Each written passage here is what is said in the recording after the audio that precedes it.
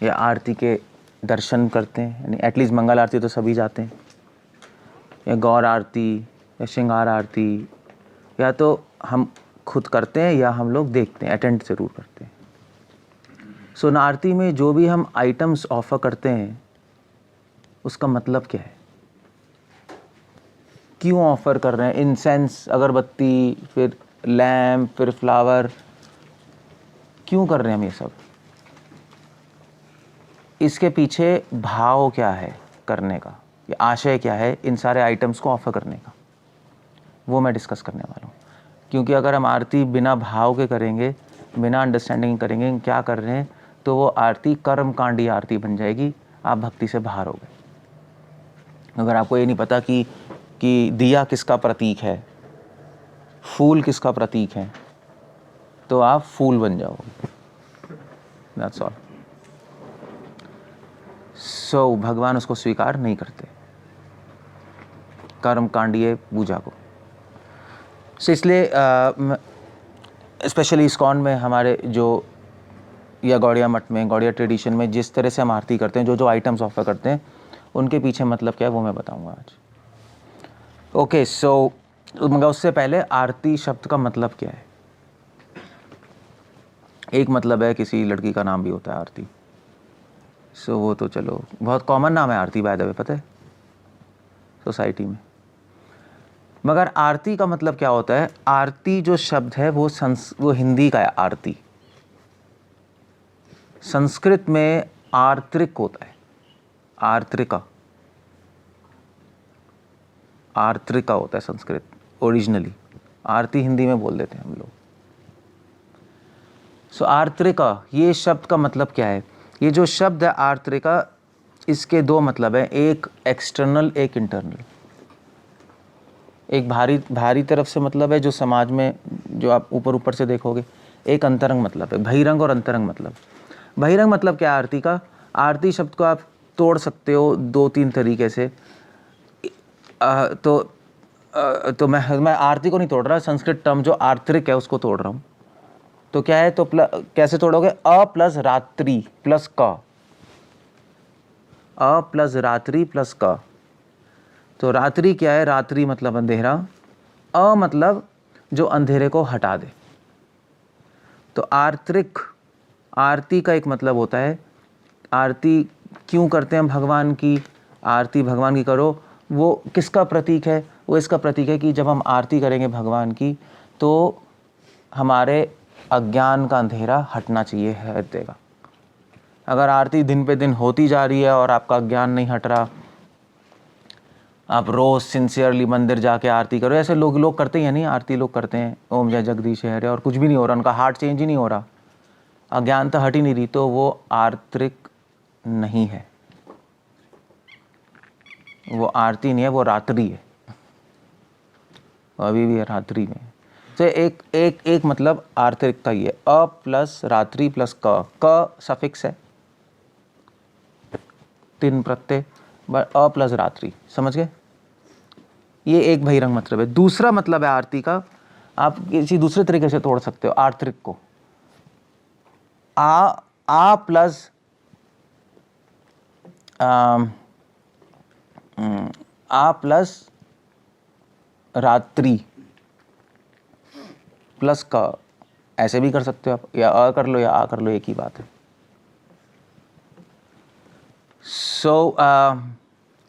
तो इसका मतलब क्या है? रात्रि मतलब अंधेरा, आ मतलब पूरी तरह अंधेरा हो जाना।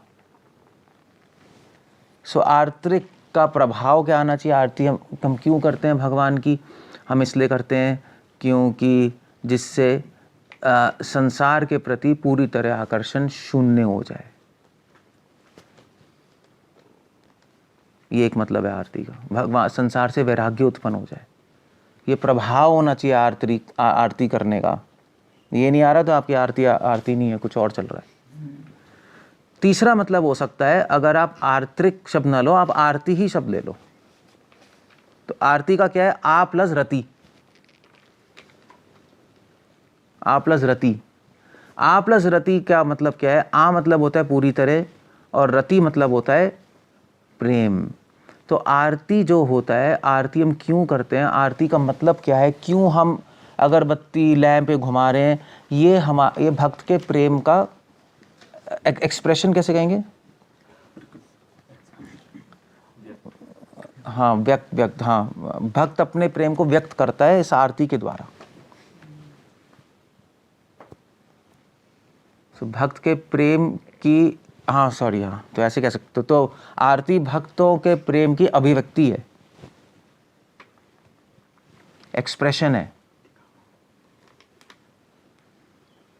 सो इसी तो ये एक आरती का एक मतलब है ये, मगर ये सारे बहिरंग मतलब है। इसलिए भक्तियों ठाकुर वो नहीं लिख रहे प्रेम प्रदीप है, कैसे कैसे आरती, अबे अच्छा होबे क्या हो गया, अच्छा होबे प्रेम प्रेम प्रदीपे आरती तुम्हार। सो प्रेम प्रकट करने का एक तरीका है।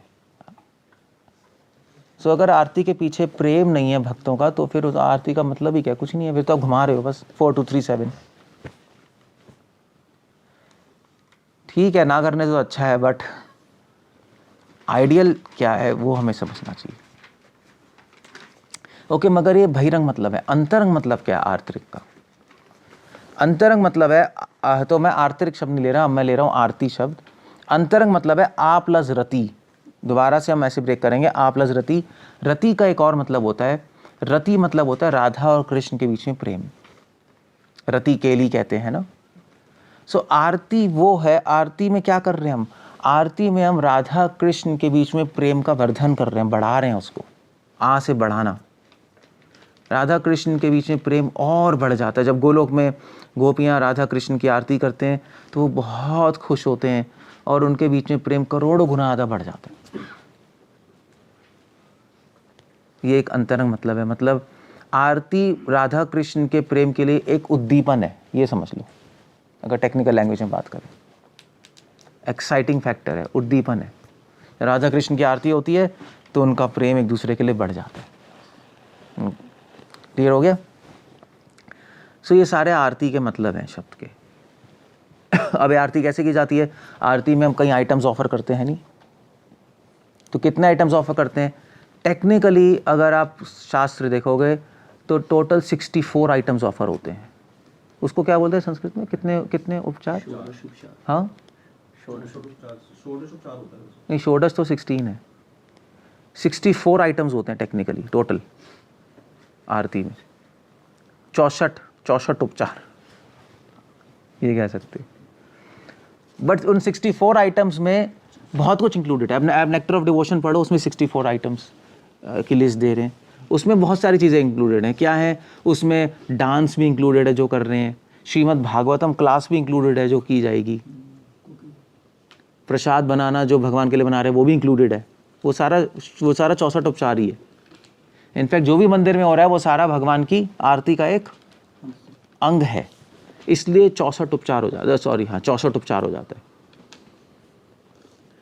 बट ऑफ कोर्स आप सब कुछ इंक्लूड कर लो, बात अलग है। मतलब झाड़ू मारना मंदिर में वो भी इंक्लूडेड है।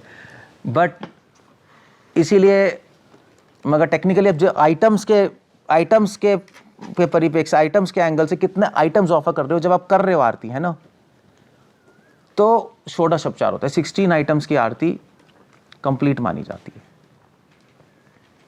उन 16 आइटम्स में आपने पहले भगवान को पान भी ऑफर करा, अर्घ्य भी ऑफर किया, आचमन भी ऑफर किया, ऑयल भी ऑफर करते हैं भगवान को, बहुत सारी चीज़ें होती हैं, आसन भी करते हैं। तो 16 आइटम्स होते हैं उसके अंदर। मगर षोडश उपचार की पूजा तो वो तो मंदिरों में होती है, जो डीटीज़ होती है ना, स्थापित डीटीज़, एस्टैब्लिश, जो जिनकी प्राण प्रतिष्ठा हो उनका षोडश उपचार होता है। घर में जो हम आरती करते हैं, जो हमारी डीटीज़ होती हैं, जो लोग ले आते हैं घर में, या जो फ़ोटोज़ की आरती करते हैं, वो जनरली षोडश उपचार नहीं होती। वो जनरली होती है पंचोपचार, 5 आइटम से करते हैं। या षोडश उपचार के बाद तो 16 आइटम्स से आरती कंप्लीट हुई। तो उसके बाद और भी आइटम्स की आरती होती है। जैसे एक और आरती होती है आपकी दशा उपचार। उपचार मतलब आइटम्स, तो 10 आइटम से भी होती है। पंच उपचार 5 आइटम से भी होती है, उसके बाद त्रि उपचार 3 आइटम से भी होती है, द्वि उपचार 2 आइटम से भी होती है, एक उपचार 1 आइटम से भी होती है। तो अलग अलग शास्त्रों में अलग अलग तरह से आरती के आइटम्स हैं और सीक्वेंस भी अलग अलग बताई गई है अलग अलग शास्त्रों में, तो उसमें हमें कंफ्यूज नहीं होना चाहिए, मगर उन आइटम्स के पीछे भावना क्या है वो ज़रूरी है जानना। सो जनरली हमारे अंदर तो पंच उपचार में क्या क्या आइटम्स होते हैं, अलग अलग शास्त्रों में अलग अलग तरीके से बताया गया। फॉर एग्जांपल पंच उपचार में कौन सा आइटम्स हैं, अगर आप टेक्निकली आप शास्त्र देखोगे, कुछ खोलोगे शास्त्र आरती के, तो उसमें मिलेगा पंच उपचार में क्या होते हैं। पंच उपचार में होते हैं गंध, धूप, कैसे, हाँ, गंध, पुष्प, धूप, दीप और नैवेद्य। गंध मतलब सेंट, पुष्प फ्लावर्स, धूप इंसेंस विंसेंस जो भी है, और दीप लैंप और नैवेद्य। नैवेद्य मतलब कुछ ऑफरिंग, ऐसे भी कह सकते हो आप। तो आइटम्स बदल सकते हैं अलग अलग शास्त्रों के अकॉर्डिंग। इस्कॉन में जो ट्रेडिशनली हम लोग पंच उपचार करते हैं उसमें 5 आइटम्स हमारे कौन से हैं, इंसेंस मतलब धूप या इंसेंस, फिर फ्लावर्स, फिर उसके बाद लैंप दीप, फिर उसके बाद चामर और मोरपंख। 5 हो गए, 5 हो गया ये। हाँ, उसके बाद आप ऐड कर सकते हो उसके अंदर जल भी कर सकते हो, छठा। उसके बाद हैंकरचिफ वो भी कर सकते हो, 7 हो गए आइटम्स। तो सप्तोपचार भी हो सकता है। श्रृंगार आरती में मिरर भी दिखाते हैं, तो अष्टोपचार भी। तो अलग अलग तरीके से अलग अलग चीज़ें होती हैं, बट इसलिए उसका कुछ वो नहीं उठाना चाहिए पंगा कि यार आपने इतना आइटम्स किया, आपने इतना आइटम्स किया, आपने ऐसे किया, वहाँ ऐसा हो रहा है, वहाँ ऐसा हो रहा है।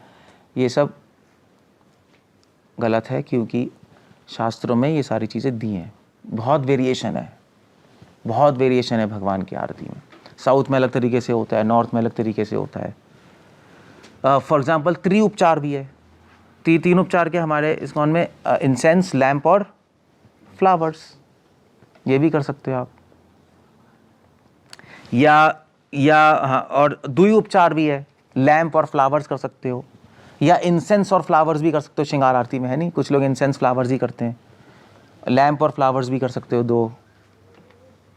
सो डिपेंड करता है कि वहाँ पे सिस्टम क्या चल रहा है। और एक उपचार भी होता है, सिर्फ लैंप, वो भी होता है कभी कभी।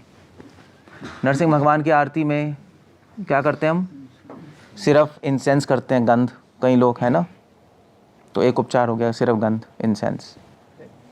हाँ, फ्रैग्रेंस, हाँ सॉरी, हाँ फ्रैग्रेंस करते हैं, सेंट गंध सिर्फ एक ही कर देते हैं, तो वो भी ठीक है, ऐसा कुछ नहीं। कई मंदिरों में सेंट भी कर देंगे और दिया भी कर देंगे, ओके ठीक है, that's fine. But of course कुछ रूल्स हैं, वेरिएशन कर सकते हो, बट कुछ रूल्स हैं, कुछ रूल्स के अंदर वेरिएशन कर सकते हो। फॉर एग्जांपल एक रूल है कि आप अगरबत्ती करके आप अगर अगरबत्ती ऑफर करोगे तो फ्लावर्स ऑफर करना ज़रूरी है, वरना अपराध है। फॉर एग्जांपल आप हर चीज़ चेंज नहीं कर सकते रैंडमली, कुछ नियम हैं, उनके अंतर्गत रह के हम वेरिएशन कर सकते हैं। तो वो जो जानने वाले हैं कि आरती और उपचार कैसे किया जाता है, वो एडजस्टमेंट्स करते हैं शास्त्र के अनुसार फिर वो हम लोग फॉलो कर लेते हैं। ओके, अब ये जो आइटम्स है आरती के, इसके पीछे भाव क्या है, इसके मीनिंग्स क्या है। स्पेशली हमारे यहाँ जो आरती करते हैं मैं उनकी बात कर रहा हूँ, और स्पेशली मैं बात कर रहा हूँ पंच उपचार की, जो जनरली आरती की जाती है जनरली, है ना। इंसेंस, लैम्प, अगरबत्ती, लैम्प, फ्लावर्स, चामर और मोर मुकुट, और उसके पहले हम शंख बजाते हैं, है नहीं। तो इसमें हम बात करेंगे पहले, ये यूजुअल आरती हम करते हैं हम लोग। ओके, शंख। तो इन आइटम्स के पीछे जो भावना है वो भी तो वो भावना भी 2 तरीके से विभाजित है, एक बहिरंग और एक अंतरंग। एक्सटर्नल भावना है, जो मीनिंग है इनका आइटम्स ऑफर करने का, एक इंटरनल मीनिंग है, बहिरंग है, अंतरंग है। तो या तो आप आरती कर रहे हो, आप आरती दर्शन कर रहे हो, एक ही बात है। अगर दर्शन भी कर रहे हो तब भी जब आप देख रहे हो शंख बज रहा है तो आप में वो विचार आने चाहिए क्योंकि वो उस चीज़ का प्रतीक है। अगर वो विचार नहीं आ रहे तो फिर आपकी आरती अटेंड करना बेकार हो गया फिर, ऑलमोस्ट, मतलब ठीक है, बेकार तो नहीं कह सकते बट इतना इफेक्ट नहीं है उसका। सो शंख क्या है? तो ये सारी इंफॉर्मेशन, ये किसका प्रतीक है? आइटम्स ये हमने कहाँ से लिए हैं? ये मोस्टली हमने हरि भक्ति विलास से लिए, और वल्लभ संप्रदाय में बुक है श्रृंगार भावना, सॉरी रहस्य भावना, वहाँ से लिए हमने। तो वहाँ से तो कम लिए। और तीसरा जो सोर्स है वो है कृष्णदास कविराज गोस्वामी ने गोविंद लीलामृत लिखी है, और उस गोविंद लीलामृत में उन्होंने आरती के आइटम्स का मतलब बताया है। ऐसे नहीं बताया इसका मतलब ये, इसका मतलब ये, इसका मतलब ये, बट उन्होंने जो सॉन्ग्स में उन्होंने जो भावनाएं व्यक्त की हैं वो आरती के सॉन्ग्स के अंदर विद इन उन्होंने बताया है कि इन आइटम्स का मतलब ये। फॉर एग्जाम्पल उन्होंने क्या लिखा? उन्होंने लिखा है कि गोलोक में तो गोलोक में गोपियाँ इंसेंस, जो अगरबत्ती है, तो अगरबत्ती की जगह गोपियाँ अपनी भावनाएं भगवान को व्यक्त करती हैं। सो उन्होंने अगरबत्ती का एक प्रतीक बता दिया भावनाएं भक्तों की। इस तरह से कृष्णा के स्वामी ने उसमें बताया, तो वहाँ से मैंने लिया है सब ये, इन 3 सोर्सेज से। ओके, सो सबसे पहले बहिरंग, एक्सटर्नल मीनिंग क्या है इन आइटम्स का? तो सबसे पहले शंख, शंख बजाते हैं हम, तो शंख के पीछे भावना क्या है? शंख के पीछे भावना है, शंख जब बजाते हैं तो भक्त अपने हृदय की जो शुद्धता भगवान को अर्पण कर रहा होता है। शंख शुद्धता का प्रतीक है, प्योरिटी का, और प्लस पावर का। श्री संप्रदाय में भी इसके बारे में थोड़ा बहुत लिखा है। शंख प्योरिटी, पावर और ब्यूटी का प्रतीक है, 3 चीज़ों का, शुद्धता, पावर और सुंदरता। तो भक्त अपनी शुद्धता अर्पण कर रहे हैं, भक्त अपना सुंदर हृदय, शुद्ध हृदय भगवान को अर्पण कर रहा है। शुद्धता में शक्ति होती है, नहीं, प्योरिटी इज फोर्स, प्रभुपाद ने कहा है, वो अर्पण कर रहा है। शंख इसका प्रतीक है, तो शंख बजा के भगवान को हम अपनी शुद्धता अर्पण कर रहे हैं। हम बिगिन कर रहे हैं आरती मंगलता से, मंगल भावना से, कि आरती हम भगवान शुद्ध हृदय से आपको अर्पण करने वाले। शंख इसका प्रतीक है। और वैसे भी अगर आप बंगाल में जाएंगे तो बंगाल में सुबह शाम शंख बजाते हैं लोग, परिक्रमा, घर की परिक्रमा करते हैं और शंख बजाते रहते हैं। क्यों? क्योंकि शंख बजाने से सारे भूत वूत सब भाग जाते हैं, तो वातावरण भी शुद्ध हो जाता है। इनफैक्ट श्रील प्रभुपाद, तो जब प्रभुपाद भक्ति वेदांत मैनर में शिफ्ट हुए थे, तो मैनर की बात है मुझे नहीं शायद, हाँ, तो वहाँ पे बहुत सारे भूत होते थे, क्योंकि हाँ पता नहीं वहाँ पे भूत थे बहुत सारे। आई थिंक मैनर की बात है, या मतलब तो लंदन में आई थिंक, या कोई और घर होगा, मुझे याद नहीं है। प्रभुपाद शिफ्ट हुए, डिवोटी शिफ्ट हुए थे, वहाँ पे डिवोटी से कंप्लेन किया भूत है। प्रभुपाद ने कोई प्रॉब्लम नहीं है, शंख बजा, प्रभुपाद ने कहा, प्रभुपाद ने बोला हम शंख बजाएंगे, शंख बजाते बजाते हर रूम में जाएंगे और साथ साथ कीर्तन करेंगे। और प्रभुपाद ने सारे बेसमेंट पूरे घर में शंख बजाया और कीर्तन किया। अगले दिन से सारे, कोई भूत की प्रॉब्लम नहीं।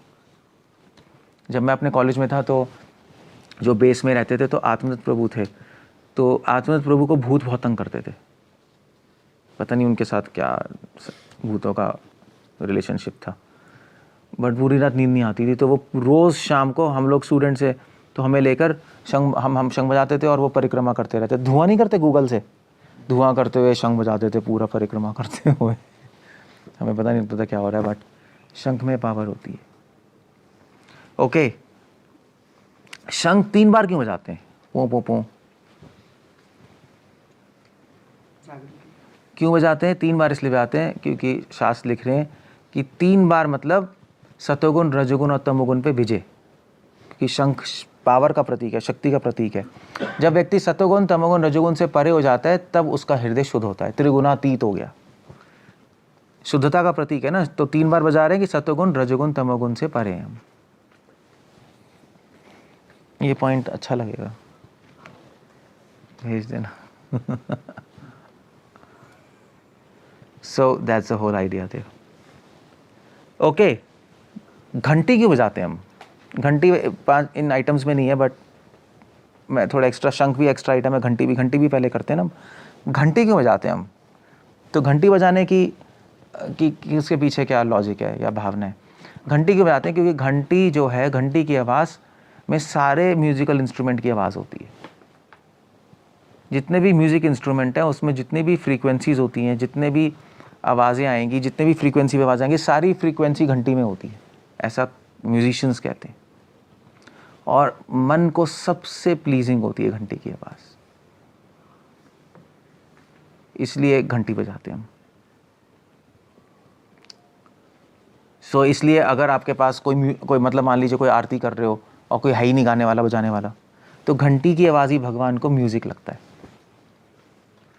म्यूज़िक है, नहीं म्यूज़िक है भगवान के ईयर्स के लिए नहीं है। तो करताल मृदंग बजा लो, कोई है ही नहीं, तो फिर घंटी ही भगवान वो म्यूज़िक है। तो इसलिए घंटी बजाना भी आना चाहिए। घंटी नहीं बजाना चाहिए वो कुछ ऐसे ही बजाते रहते हैं। वो आरती हो रही है, वो आवाज़ निकलती है, अर्थ को खा रहा है, क्या हो रहा है? भगवान को क्या लगेगा? भगवान के लिए म्यूज़िक है या भगवान के लिए इरिटेशन है? इसलिए घंटी भी आराम से बजानी चाहिए, टिंग टिंग टिंग टिंग टिंग टिंग, इस तरह बजानी चाहिए। पेन है? एक सेकेंड, मुझे याद आ गया, मैंने लिखा ही नहीं था। ओके, इसलिए घंटी भी बजाने का एक कला है। सो कुछ लोग जब घंटी बजाते हैं तो घंटी से म्यूजिक निकालते हैं पुजारी लोग, टिंग टिंग टिंग टिंग टिंग टिंग टिंग टिंग टिंग टिंग टिंग टिंग टिंग टिंग टिंग टिंग टिंग, ऐसे करते रहते हैं, उससे भी म्यूजिक होता है। सो कोऑर्डिनेशन है। ओके, अब उसके बाद आरती पे आते हैं। अगरबत्ती, तो हाँ, तो अगरबत्ती भगवान को अर्पण करते हैं। वो किस चीज़ का प्रतीक है? अगरबत्ती प्रतीक है, भक्त अपनी आसक्ति अर्पण कर रहा है भगवान को। अगरबत्ती की जो खुशबू है वो भक्त की आसक्ति है, भक्त का जो प्रेम है, जो भगवान उसकी खुशबू लेते हैं, जो उसके हृदय से प्रकट हो रही होती है। हमारी निष्ठा, हमारी रुचि, हमारी आसक्ति, भाव या प्रेम डिपेंड करता है आप किस लेवल पे हो। भगवान को उसकी स्मेल बहुत अच्छी लगती है। अगर आपके हृदय में काम, क्रोध, लोभ है तो उसमें से बदबू आती है। सो अगरबत्ती हमें क्या स्मरण दिलाती है? अगरबत्ती इसी का प्रतीक है। अगरबत्ती हमें स्मरण दिलाती है कि हम भगवान के लिए आसक्ति और भाव और प्रेम उत्पन्न करें। क्लियर हो गया? ये उसका प्रतीक है। दिया किसका प्रतीक है? लैंप किसका प्रतीक है? पंच प्रदीप। तो लैंप भी अलग अलग तरीके के होते हैं। 5 प्रदीप, जनरली ट्रेडिशनली 5 लगाते हैं ना, 5 दिए। वो किसका है? वो पंच प्राण का प्रतीक है। दिया किसका प्रतीक है? कि ये भक्त अपने पंच प्राण भगवान को अर्पण कर रहा है। 5 प्राण होते हैं ना, प्राण, अपान, व्यान, उदान, समान, तो उससे जीवन होता है। तो दिया मतलब हम अपना जीवन समर्पण कर रहे हैं भगवान को। 5 प्राण, हमारे प्राण किसके लिए हैं? कृष्ण के लिए। और इसीलिए भगवान के हम वो करते हैं, ऐसे घुमाते हैं ना चारों तरफ। घुमाते क्यों है? कि हमारे प्राण और हमारा जीवन के सेंटर में कौन है? आप है। तो वो एक्चुअली आरती परिक्रमा है भगवान की कर रहे हैं, पुजारी परिक्रमा कर रहा है उस लैंप से। सारे आइटम्स ही घुमाते हैं कि हमारी आसक्ति के सेंटर में कौन है? कृष्ण आप हैं। हमारे लाइफ के सेंटर में कौन है? कृष्ण आप हैं। सेंटर में भगवान को रखते हैं, ये प्रतीक है। हमारे आसक्ति के सेंटर में हमारी फैमिली नहीं है, हमारे लाइफ के सेंटर में हमारी फैमिली नहीं है, इसीलिए हम घुमाते हैं। आप पूछोगे घुमा क्यों रहे आइटम्स, आगे पीछे क्यों नहीं कर रहे? कृष्णा, ऐसे भी कर सकते थे उसमें क्या ये भी हो सकता था,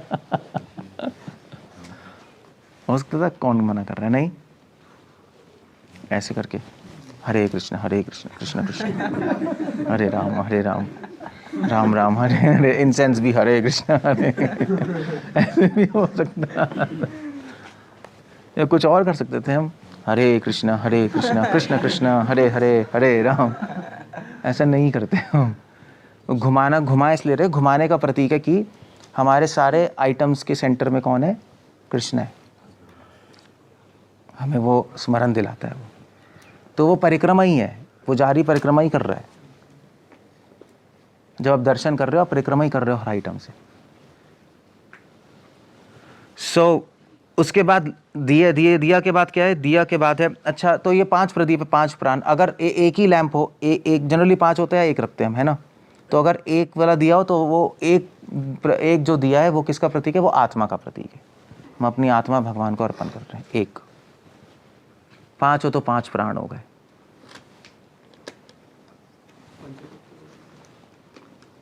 उसके बाद फ्लावर्स, फूल अर्पण करते हैं। फूल किसका प्रतीक है? फूल प्रतीक है ट्रेडिशनली, फूल हमेशा किसका प्रतीक होता है? भक्त के अच्छे गुणों का। तो महाभारत में भीष्म पितामह कह रहे हैं कि मैं भगवान को अच्छे चरित्र, अच्छे गुणों का फूल अर्पण कर रहा हूँ। ये ट्रेडिशनली यही माना जाता है। फूल भक्त के अच्छे गुणों का प्रतीक है। इसीलिए भक्ति में, भक्त के जीवन में अच्छे गुण होने चाहिए। वरना जब आप फूल अर्पण कर रहे हो तो क्या कर रहे हो? कुछ नहीं कर रहे। आप में अच्छे गुण ही नहीं तो फूल तो अर्पण करना बेकार ही हो गया, क्योंकि आप में है ही नहीं। फूल उसका प्रतीक है। भगवान जब फूल को देखते हैं तो भक्त के अच्छे गुणों को देखते हैं। वो है ही नहीं तो फूल को देख के क्या भगवान सोचेंगे? इसलिए हमें अपने जीवन में अच्छे गुण कल्टिवेट करने चाहिए, अपने जीवन में अच्छे गुणों को लाना चाहिए। सत्य, दया, शौचम, तपा, आर्जवम, ये सारे अच्छे गुण लाने की कोशिश करनी चाहिए। उसके बाद चामर। चामर किसका प्रतीक है? चामर करते हैं। चामर प्रतीक है मन की शांति का। हम अपने मन की शांति भगवान को अर्पण कर रहे हैं। चामर से हवा आती है ना, बहुत सुंदर सुंदर हवा आती है और भगवान का मन शांत होता है, भगवान को अच्छा लगता है। तो भक्त अपने मन की शांति भगवान को अर्पण कर रहा है उस चामर से, की हवा से। चामर की हवा भक्त के मन की शांति का प्रतीक है। और मोरपंख, मोरपंख भक्तों के हृदय की प्रफुल्लता का प्रतीक है। प्रफुल्लता मतलब आनंद, जो भक्ति में आनंद आता है वो हम अर्पण कर रहे हैं भगवान को मोरपंख से। मोर नाचता है ना खुशी में, तो प्रफुल्लता आनंद का प्रतीक है। सो ये सारे के सारे जो आइटम्स हैं, हमें, अगर आप में ये नहीं है तो ये सारे आइटम्स आपको स्मरण दिलाएंगे कि हमें अपने जीवन में लाना है।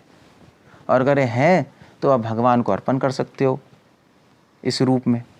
और भगवान जब इन आइटम्स को देखते हैं तो उनको यही सारी चीज़ें स्मरण आती है, भक्त के हृदय में जो चीज़ें, इन आइटम्स के, वो इन उपचारों के थ्रू भक्त के हृदय में झांक रहे हैं।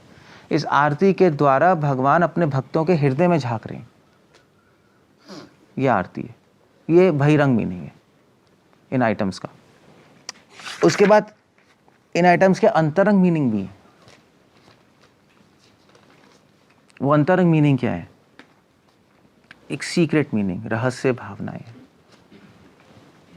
पहला क्या है? सबसे पहले क्या है? शंख। शंख का अंतरंग मीनिंग क्या है? शंख क्या किसका प्रतीक है? शंख गोपियों की आवाज का प्रतीक है। इसलिए जब हम शंख बजाते हैं तो कृष्ण को गोपियों का गाना स्मरण आता है। बल्कि हम शंख बजा के भगवान को गोपियों के गाने का स्मरण दिला रहे हैं, कृष्ण को अच्छा लगता है। 3 बार क्यों बजाते हैं? क्योंकि वल्लभाचार्य लिख रहे हैं कि गोलोक में जब सिंगिंग की बात आती है तो गोपियों के 3 ग्रुप्स हैं। वैसे तो अष्टसखियां हैं, कई ग्रुप्स हैं। सिंगिंग की बात आती है तो सिंगिंग के लिए 3 ग्रुप्स बने हुए हैं गोपियों के, तो इसलिए 3 बार आते हैं। तीनों ग्रुप्स की सिंगिंग हम भगवान को ऑफर करते हैं अकॉर्डिंग टू वल्लभाचार्य। ओके, तो बेल किसका प्रतीक है? बेल हम बजाते हैं ट्रेडिशनली, हमारे गौड़िया वैष्णव में बेल की आवाज़ गोपियों के घुंघरू की आवाज़ से के भगवान जब घंटी सुनते हैं तो भगवान को गोपियों के घुंघरू का स्मरण आता है। गोपियों के घुंघरू की आवाज़ का प्रतीक है वो। तो इसलिए वो अच्छे से बजनी चाहिए, नहीं टिंग टिंग टिंग टिंग टिंग टिंग, अच्छे से होनी चाहिए। उसके बाद इंसेंस, अगरबत्ती। अच्छा तो बेल बेल बेल और किसका प्रतीक है? तो जो व्रज में जो पक्षियां जो गाती हैं, जो बीस बीस बीस क्या है, मधुमक्खियां जो मधु जो आवाज निकालती है, वो उसका प्रतीक है। भगवान को उसका स्मरण आता है जब बेल की आवाज सुनते हैं। या जो गायों की गले में घंटियां होती हैं, भगवान को उसका स्मरण आता है। वो बेल सब उसका प्रतीक है। ये भावना है बेल के पीछे। शंख शंख तो बता दिया मैंने। उसके बाद इंसेंस, अगरबत्ती। अगरबत्ती के पीछे क्या भावना है? भगवान जब अगरबत्ती की देखते हैं और उसको सूंघते हैं तो भगवान को क्या स्मरण आता है? तो भगवान को वेल चलो ये तो ठीक है। तो वृंदावन के जो वन है, जो 12 वन है, उसमें जो स्मेल है अलग अलग फूलों की, लताओं की, गुलम की, उसका स्मरण आता है उस इंसेंस की स्मेल से। भी आप जैस्मीन का ऑफर कर रहे हो या चंपक, जो भी फ्लावर्स का, तो वृंदावन में अलग अलग वनों में अलग अलग तरीके के फूल हैं, उस वन का स्मरण आता है। या भगवान को निकुंज वन का स्मरण आता है, जहाँ पे गोपियाँ अलग अलग फूलों से सजाती हैं। उसके बाद दिया, जब दीप अर्पण करते हैं तो भगवान को क्या स्मरण आता है? तो भगवान को दिए से क्या स्मरण आता है? दिया आरती का एक सेंट्रल आइटम है, नहीं मेन आइटम तो दिया ही है बेसिकली। तो दिए से क्या स्मरण आता है? दीप से स्मरण आता है भगवान को। बहुत सारी भावनाएं इसके पीछे। ट्रेडिशनली दीप किसका प्रतीक है? व्रजवासियों के विरह का प्रतीक है, क्योंकि दीप में ताप होता है, आग है। तो व्रजवासियों का विरह भगवान को स्मरण आता है जब दिया देखते हैं। दिया देख के भगवान को तो वृंदावन में जो चंपक के फूल हैं, सफ़ेद चंपक के फूल, उनका स्मरण आता है जब वो चंपक के फूल हवा में हिलते हैं और भगवान उसके नीचे बैठ के मुरली बजाते हैं। उन लीलाओं का स्मरण आता है भगवान को। ये बल्लभाचार्य ऐसा लिख रहे हैं। या भगवान को स्मरण आता है। दिया किसका प्रतीक है? दिया प्रतीक है व्रजवासियों की हंसी का, स्माइल्स का, गोपियों के हंसी का प्रतीक है। क्योंकि व्रजवासियों की हंसी, गोपियों की हंसी बहुत उज्जवल होती है और दीप से लाइट निकलती है। दिया भी उज्जवल है, सब जगह रोशनी कर देता है दिया। उसी प्रकार व्रजवासियों की हंसी, गोपियों की हंसी, पूरे वृंदावन में उज्जवल रस का प्रचार होता है। सब जगह खुशी फैल जाती है। भगवान बहुत खुश होते हैं, उनके भक्त खुश हैं, भगवान खुश है नहीं। सो दिया उसका प्रतीक है। दिया बल्कि माधुर्य रस का प्रतीक है। सॉन्ग में नहीं आ रहा उज्जवल रस कैसे? जय ज्वला उज्ज्वला रस सर्व रस सार। दिया में तो माधुर्य रस का प्रतीक है, गोपी भाव का प्रतीक है दिया। भगवान को गोपी भाव स्मरण आता है। ये दीप के पीछे अंतरंग भावना है। उसके बाद है फ्लावर्स। तो फ्लावर्स किसका प्रतीक है? फूल प्रतीक है। फूल भी अलग अलग तरीके के फूल अलग अलग तरीके से प्रतीक होते हैं। वैसे जनरली फूल जो है व्रजवासियों की और राधा रानी की भावनाओं का प्रतीक है। भगवान जब फूल अर्पण करते हैं तो व्रजवासी और राधा रानी की भावनाओं का स्मरण होता है। अलग अलग फूल से अलग अलग चीज़ें स्मरण होती है। जैसे गुलाब के फूल से उनको व्रजवासियों के हास्य भाव का स्मरण होता है। पीले फॉर एग्जाम्पल, तो ऐसे अलग अलग फूलों की लिस्ट दी है क्या क्या स्मरण होता है। वल्लभाचार्य ने बहुत डिटेल्स में दिया है, मैं डिटेल्स में नहीं जा रहा, बट आइडिया ये है। उसके बाद चामर। तो चामर का क्या भावना है? चामर थोड़ा अंतरंग भावना है। चामर श्रीमती राधा रानी की सांसें हैं। जो भगवान को हवा लगती है, श्रीमती की राधा रानी की सांसें स्मरण आती हैं। ये बहुत थोड़ा डीपी हो गया, बट वल्लभाचार्य इस तरह लिख रहे हैं। कृष्णदास कविराज गोस्वामी भी इसी तरह लिख रहे हैं। तो इसलिए चामर भी अच्छी तरह करना चाहिए, रोबोट की तरह नहीं करना चाहिए। मैंने देखा पता नहीं क्या हो रहा होता है, या कुछ लोग करते रहते हैं, पता नहीं क्या कर रहे होते हैं। अगर चामर करना सीखना है तो हमारे यहाँ एक लड़का है माधव, उससे सीख लेना, वो बेस्ट करता है चामर। बिल्कुल वैसे ही करना, वैसे ही चामर होना चाहिए, अच्छी तरह होना चाहिए। भगवान पे हवा है बहुत सुंदर तरीके से और उनको स्मरण आए। ओके, उसके बाद लास्ट है मोरपंख। मोर पंख से भगवान को क्या स्मरण आता है? मोर पंख किसका प्रतीक है? मोर पंख व्रजवासियों के आत्मनिवेदन का प्रतीक है, फुल सरेंडर का प्रतीक है। भगवान को ब्रजवासियों के आत्मनिवेदन का स्मरण आता है। सो ये सारे आइटम्स हैं, उसके पीछे अंतरंग बहिरंग भावनाएं हैं। अब लास्ट ये यहाँ पे मैं एंड कर रहा हूँ ये लेक्चर। और भी बहुत सारे आइटम्स हैं, वो आप देख सकते हो, शास्त्रों में ढूंढ सकते हो, बट एक मैंने आइडिया दे दिया क्योंकि जनरली यही आरती होती है। और इस लेक्चर को ख़त्म करने से पहले एक मैं क्विज पूछना चाहता हूँ कि भगवान का जो कर्टन है, वो कर्टन है ना ऑल्टर के सामने पर्दा लगाते हैं, वो किसका प्रतीक है? माया। कौन सी माया है?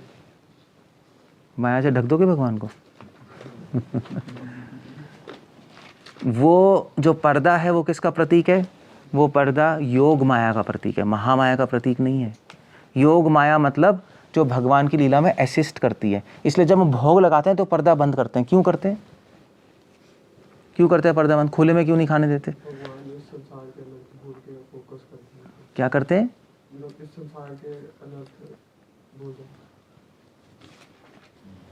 ये सब क्यों करते हैं? क्योंकि पर्दा किसका प्रतीक है? योग माया। योग माया भगवान की लीला में असिस्ट करती है। तो जब भगवान प्रसाद ले रहे होते हैं तो योग माया उसमें असिस्ट करती है, भगवान को एकांत भाव में प्रसाद लेने देती है श्रीमती राधा रानी के साथ।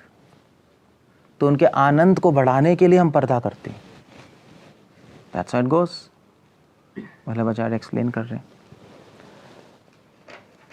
सो ऐसे बहुत सारी भावनाएं हैं, बट बेसिक अभी हम पहले याद कर लें। और अब हम जब आरती के दर्शन करें या आरती करें तो हमारे मन में सारी भावनाएं आनी चाहिए, बहिरंग भावना, अंतरंग भावना। तो उस आरती का मतलब कुछ होगा। और उस आरती से हर बार आप आरती दर्शन करोगे तो आपको ये सारी चीज़ स्मरण आएंगी। आप में नहीं है तो आपको एक उत्साह मिलेगा कि मैं अपने जीवन में सारे गुण लाऊं, और भगवान की लीला, भगवान के भक्तों का स्मरण होगा। हरे कृष्ण। श्रील प्रभुपाद की जल और वस्त्र उसके और भी भावनाएं, मगर मैं इसमें इंक्लूड नहीं करना चाहता। बट जल जो है, अगर आप सुनना चाहो तो जल जो हम अर्पण करते हैं कौंशल में, वो जल भक्त जो भक्ति में रस अनुभव कर रहे हैं उसका प्रतीक है। ये तो एक्सटर्नल है। और तो अंतरंग मतलब क्या है? अंतरंग जब भगवान जल को देखते हैं तो व्रजवासियों के मुख्य रस और गौण रस का स्मरण आता है, और बेसिकली रासलीला का स्मरण आता है, क्योंकि जल बहता है नहीं, वो रस जब बहता है तो रासलीला होती है। तो कई आचार्य लिखते हैं रासलीला का स्मरण आता है। और जो हैंकी है, हैंकी के पीछे क्या भावना है वो रिसर्च है, आप ढूंढ के लाना, सोचना उसके पीछे क्या है, वो आप खुद ही सोचना। हरे कृष्ण। श्रील प्रभुपाद की जय।